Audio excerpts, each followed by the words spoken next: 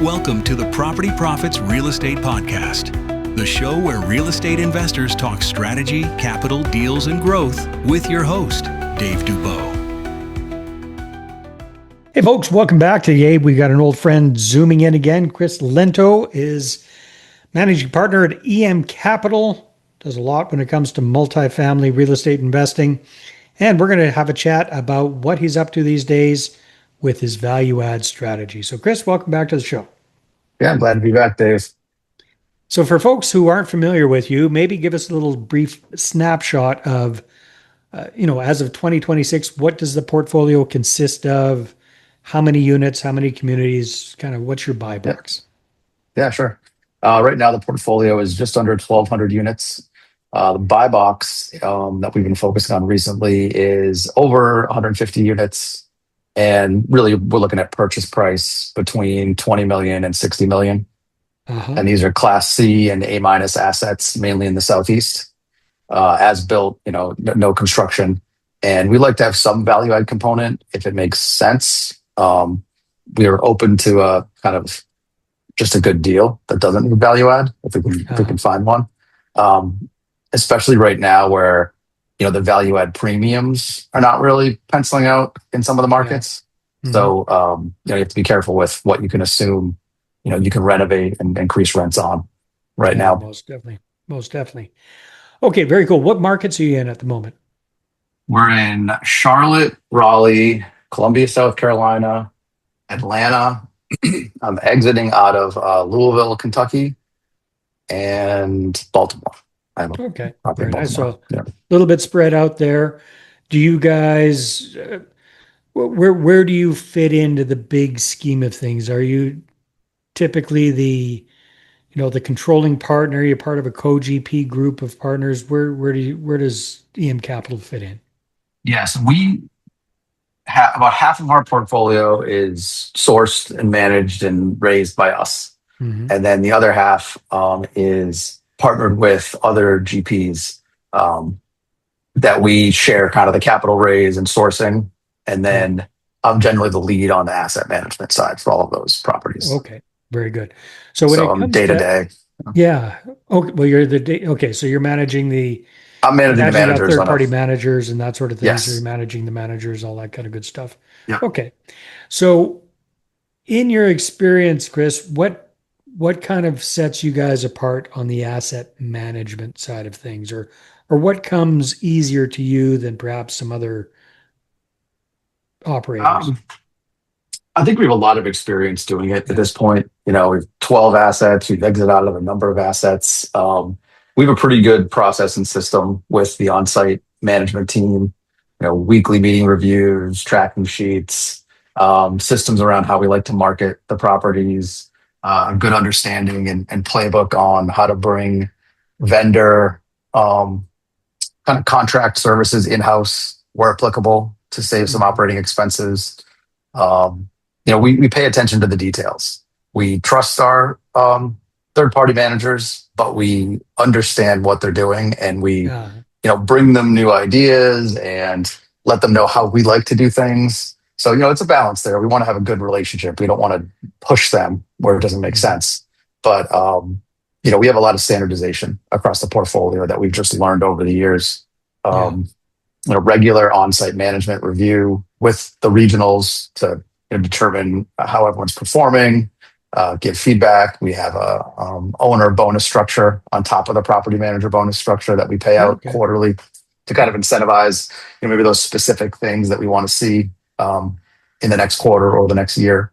What would be an example of that, if you don't mind sharing, Chris? So maybe we've introduced a new washer dryer rental program. So we may say, if you can get 10 of these rented, it has to be minimum 10, and then you'll get $20 a rental, or a $500 bonus if you can hit the 10. Something like that to kind of motivate them to do things maybe a little non-standard. Maybe Google reviews, like verified 5-star reviews with someone named in them, get a bonus based on that. Storage rentals, kind of targeted things that might be a little bit non-standard. Smart. Yeah, that makes a lot of sense. So, Chris, a lot of folks in the multifamily space have gone through a real tumultuous time over the last few years. How has that affected EM Capital in your properties in general? I would say in general, it's just elongated our business plans. Yeah. So we had some deals that we bought in late 22 on bridge loans that we had expected to exit on year three, and those have been extended or refinanced into longer debt, which has lowered the returns on those properties because we were projecting certain cap rate expansions that have gone beyond that. So I would say it's more just an extension and a elongation of the business plan. And there's been some tough conversations with investors on that. They see some past successes, have some expectations, and we can control what we can control, but the markets and the interest rates really are projections. Yeah. Yeah, I think it's been a massive readjustment of expectations for a lot of people the last few years. That's for sure. Do you find it's kind of getting back to the basics again? And because it was so go, go, go for a few years there, it was Yeah, hard I to mean, screw things up. But now it's kind right. of, Yeah, there was the post-COVID, the immediate post-COVID years were kind of crazy. I mean, yeah, rent not increases kind of, were they were completely nuts. nuts. They were crazy. Yeah.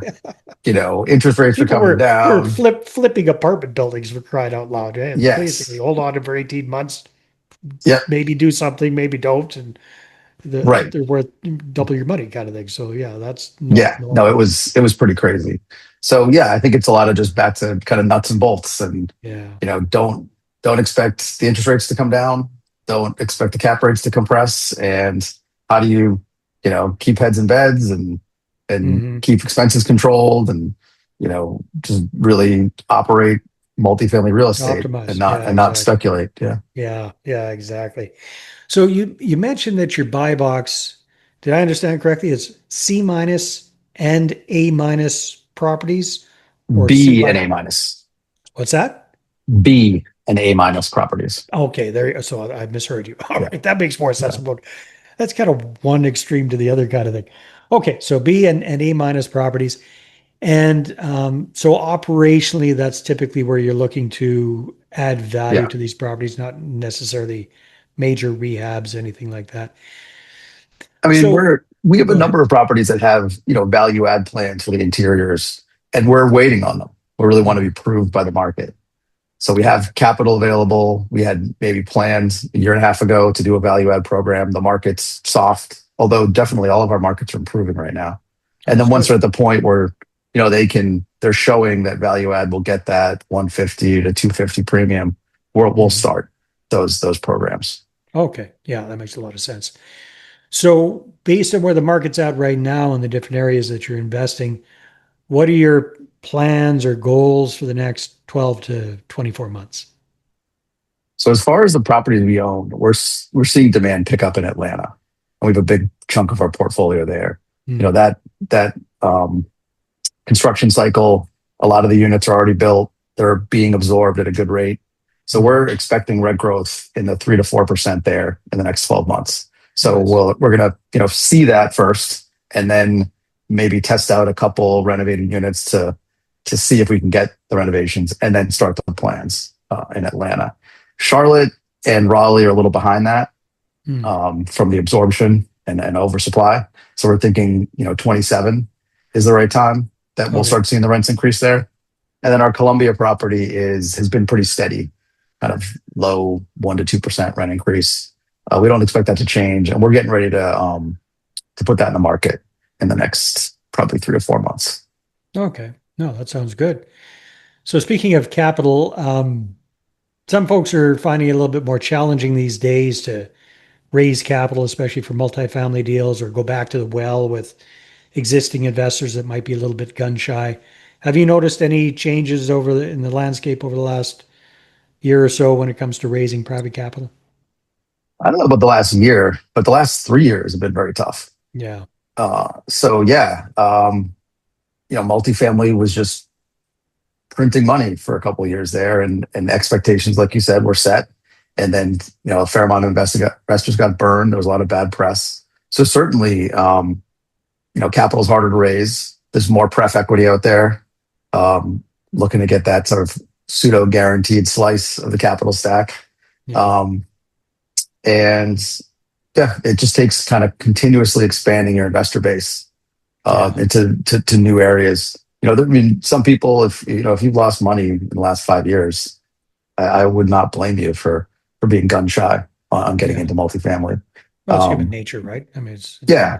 And then the question is, how was it handled, right? Like, was the communication clear? Was it honest? Was it upfront? Or were things kind of hidden?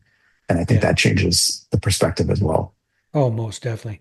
So when it comes to connecting with new investors, bringing on new people to your deals, what are you finding is working well for you guys these days, Chris?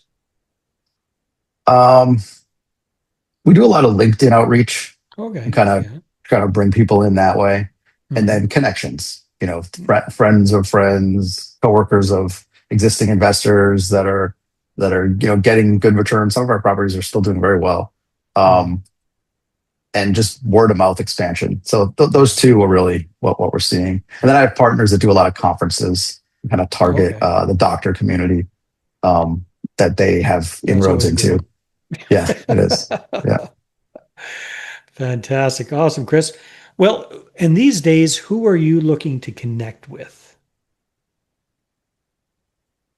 That's a good question. I think I'm looking to connect with brokers who have tie-ins to off-market properties. Okay. And you rarely see a true off-market property. I mean, they're always have a it's like a sub-market, right? Yeah. Yeah.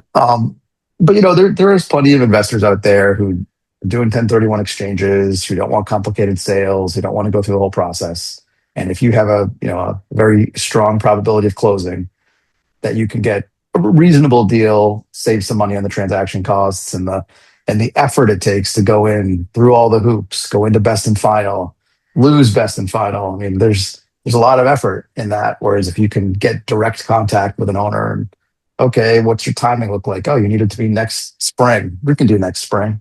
Yeah. Kind of work it out so it works for everybody rather than kind of the high being pressure. One of a number of bidders, right? Yeah. Right. Where you don't know where you stand and, you don't really know who the other buyers are and what their cost of capital is, assumptions on exit cap rates, assumptions on the market, debt available.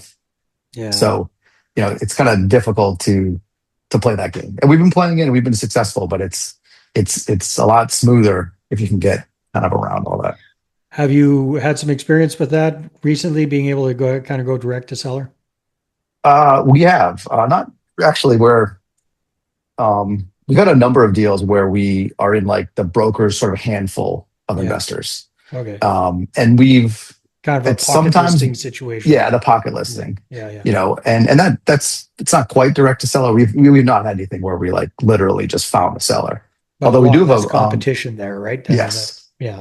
And actually we do have a buyer for one of our properties who just literally walked into the property off the street and asked the property manager who owns it because they want to buy it.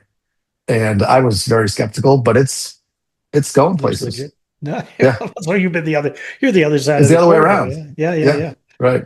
Now it's a little different. He's a hotel guy and he wants to convert it to a hotel. Really? Yeah. Interesting. Yeah, it's a mid-rise in a downtown area. It's like an old bank building and it's pretty nice looking building. Okay. So that's a little different. Usually I'm hearing it's the other way around, converting hotels into apartment buildings. So that's cool. Yeah. Very, very cool. So what else has got you excited these days as we're wrapping things up here, Chris? What are you excited about in 2026? I'm excited about how we can, intelligently incorporate all the new technology into the process. So where can we add AI or kind of automation to get, higher quality outputs, better looks at deals, faster response time, more insight, not just about speeding things up or cutting costs, but getting better in everything we do, in every aspect of capital raising, deal sourcing, and operations. What are we not looking at now just because we don't have time that we can expand? So I like that. I was an engineer for years, Okay, so yeah. so So you must be exciting dabbling in that stuff already, then I would imagine. Oh yeah, more than dabbling. Yeah. Yeah. Okay. Perfect. No, that is exciting. It's exciting and scary at the same time, but yeah, definitely can make for some massive efficiencies. That's for sure. Oh, absolutely. Yeah. Some of the capabilities are just weekly improving. Yeah, it's mind-boggling. Awesome, Chris. Well, hey, if people are looking to connect with you, where's the best place for them to go to find out all about Chris Lento? The best place is my website. It's www.emcapitalgroup.com. And then from there, LinkedIn is the best. My LinkedIn's on the webpage. Perfect. Chris, good catching up with you again, man. You as well. On the show. Thanks. All right, everybody. Thanks for tuning in, and we will see you again on the next one. Thanks for listening to the Property Profits Podcast. If you'd like to be a guest on the show, apply at daveinterviews.com.